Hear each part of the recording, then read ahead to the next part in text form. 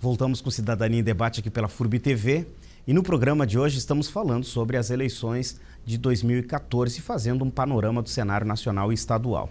Para falar deste assunto, o nosso convidado é o professor Nelson Garcia Santos, mestre em Ciências Políticas.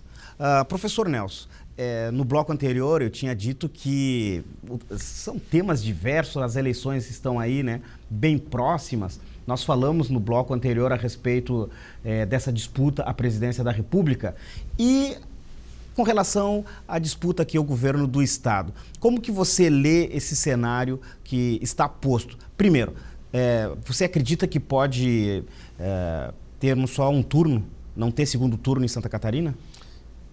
O cenário mais provável é esse, de que em Santa Catarina não haja segundo turno, tendo em vista a forte coligação, as alianças feitas já no primeiro turno em cima da candidatura do atual governador, né? Quer dizer, nós encontramos dentro da proposta, entre os partidos que estão apoiando a candidatura do Colombo, desde setores mais conservadores, historicamente conservadores, como os democratas, né, e outros partidos, até o Partido Comunista do Brasil, né, o PCdoB, que historicamente sempre esteve aliado a setores bem mais progressistas. Dessa vez ele se alinha ao governo do Colombo. Então veja que a estratégia do Colombo foi abrir um leque muito grande de apoio que faz com que dificilmente uma outra candidatura consiga derrubar.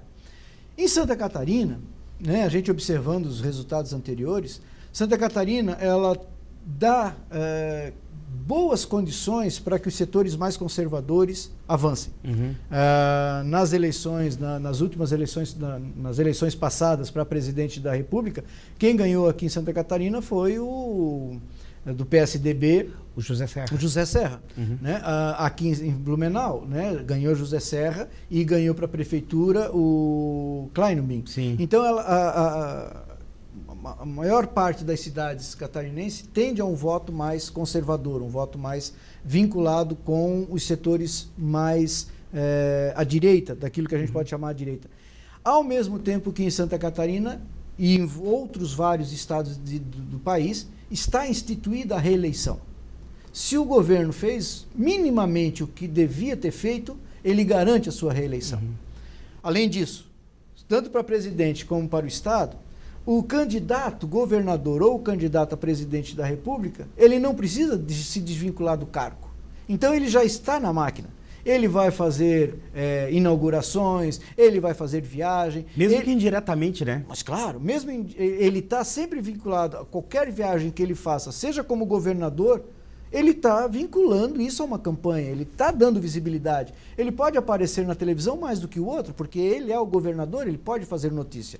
Então, as outras candidaturas que estão no estado, cujo segundo nome principal é o Paulo Bauer, que vem, os grupos que apoiam Paulo Bauer, é também o grupo que anteriormente estava junto com o Colombo. Quer dizer, não há um rompimento. Aliás, não tem oposição ao governo de Colombo, né? Exatamente. Quem faz oposição? PSOL e PSTU.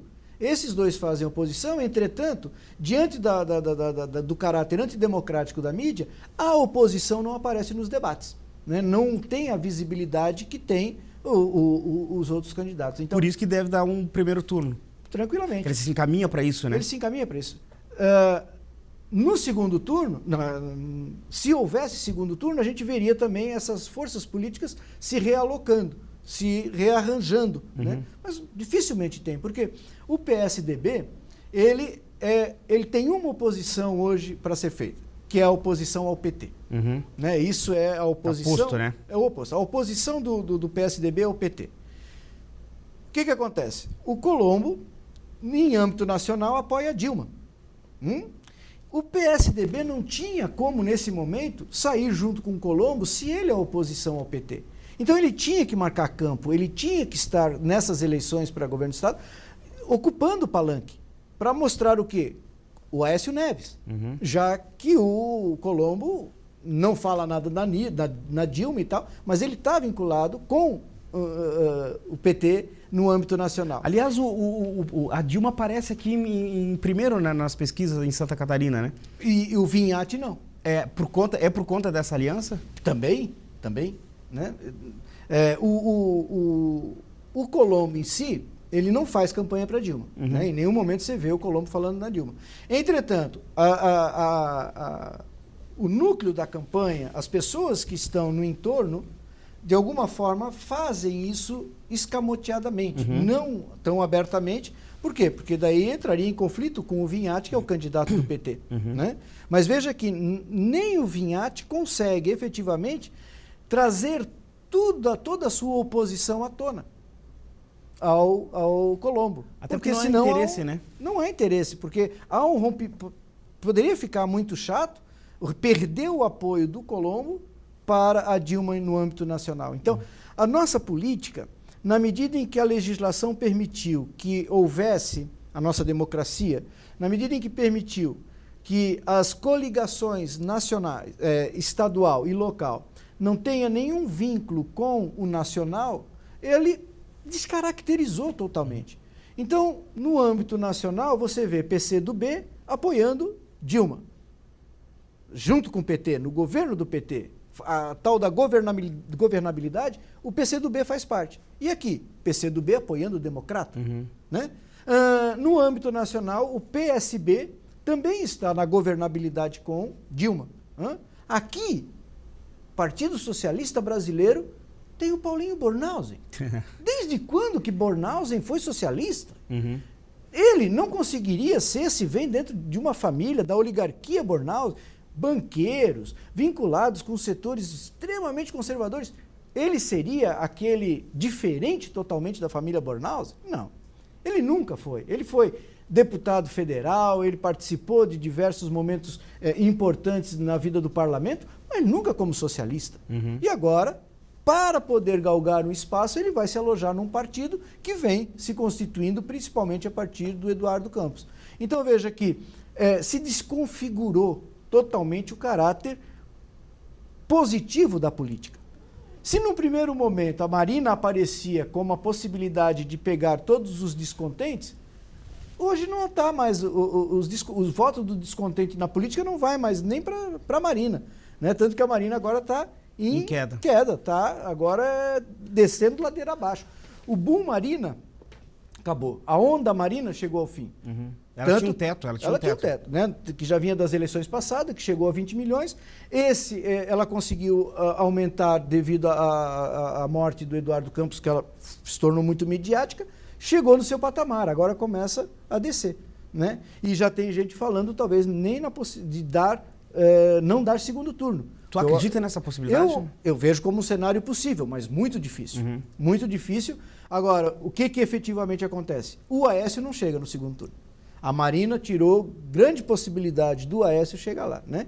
E voltando para o Estado, dificilmente nós teremos segundo turno, exatamente porque as forças se arranjaram, né? Se arranjaram numa situação tal que não consegue minar o núcleo de campanha do Colombo. E como fica o eleitor nesse jogo todo, Nelson? Porque aí, assim, imagina, os partidos, dito de esquerda, dito de direita, estão eles todos ali aconchavados.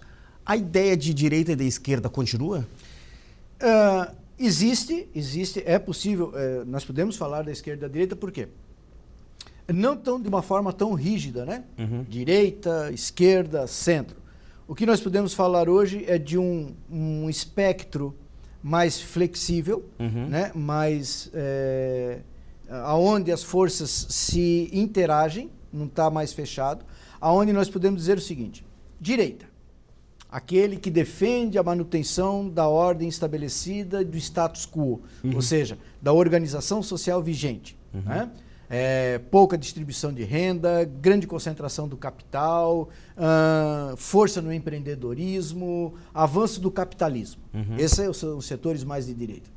Essa direita ela pode ir para a extrema direita ou para direita centro, né? Centro-direita. O extrema-direita, por exemplo, quer a volta dos militares, quer poder rígido, quer a manutenção de uma ordem fortemente estabelecida. No campo da esquerda, nós temos os campos que vão contra o modo de produção capitalista, que querem minimizar essa ordem, que querem mudar a ordem capitalista, porque entende que a concentração da renda, que a igualdade de condições, que a solidariedade, o cooperativismo tem que vingar.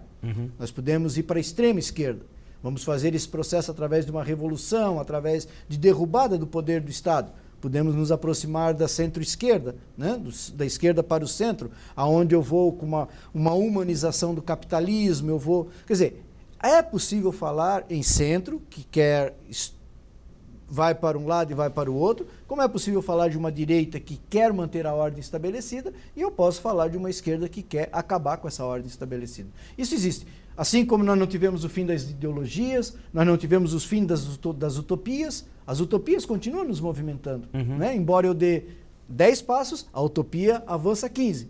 Eu dou mais 15, a utopia vai para o horizonte. Mas é esse caminhar atrás da utopia que o ser humano se alimenta para poder chegar a algum lugar. Nós não podemos nos estar... Então, a utopia continua existindo, os sonhos continuam existindo, e dentro da construção disso, a esquerda com seus projetos e a direita com a manutenção dos seus projetos também.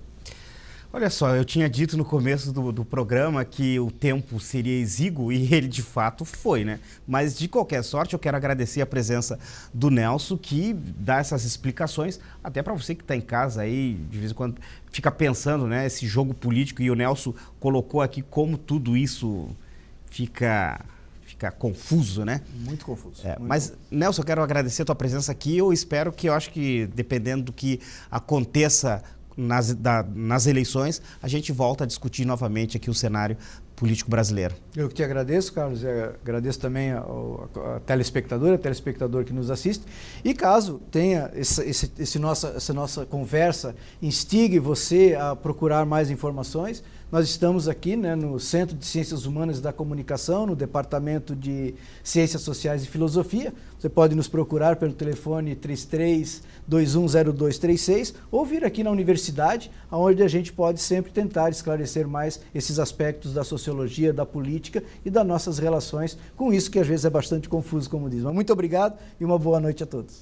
Obrigado, Nelson. Chegamos ao final de mais Cidadania em Debate, um programa do Sindicato de Servidores Públicos do Ensino Superior de Blumenau. Eu quero agradecer mais uma vez a presença do professor Nelson Garcia, que falou sobre as eleições 2014. Também quero agradecer a você que esteve ligado no nosso programa. A gente volta a se encontrar para um novo assunto na próxima segunda-feira, a partir das 19h30, aqui pela FURB TV. Tenham todos uma boa noite e uma boa semana. Tchau.